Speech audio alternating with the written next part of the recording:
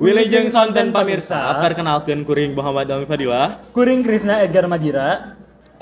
Warta ayeuna prajurit AS ngaduruk dina protes genosida di Gaza. Ieu tanggapan Hamas. Gaza Gerakan Resistensi Palestina Hamas nyepeng pemerintahan Presiden AS Joe Biden. Tanggung jawab mautna hiji prajurit Amerika anu ngaduruk dirina di luar kadubes rezim Israel dina protes dina perang Tel Aviv di Gaza. Administrasi Biden nanggung tanggung jawab pinduh pikeun pupusna aviator tentara AS Aaron Barnell alatan kawijakan nangarojong rezim Zionis dina perang genosida nangalawan rakyat Palestina. Cek Hamas dina hiji pernyataan dilaporkeun ku Press TV.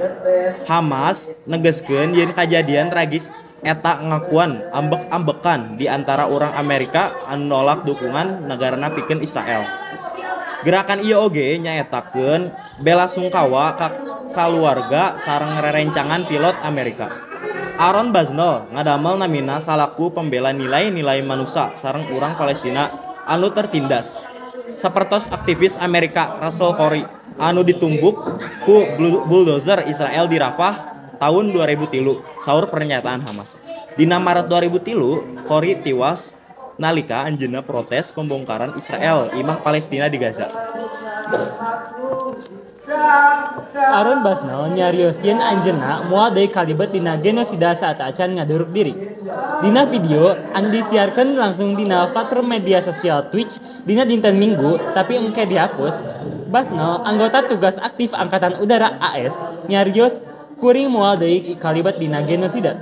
Anjeunna ngagorowok bebaskeun Palestina. Deui sakumaha anjeunna kaduruk saenggeus ngaduruk dirina. Protes ngalawan Israel parantos lumanggus ampir unggal dinten di Amerika Serikat ti saprak rezim kaluncurkeun kampanye getihna di Gaza dina awal Oktober.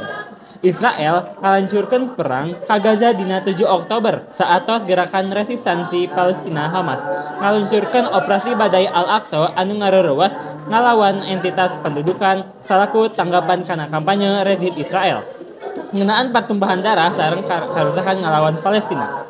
Saprak mimiti serangan, rezim Tel Aviv geus maehan hampir 30.000 urang Palestina jeung tatu leuwih ti 70.000 liana.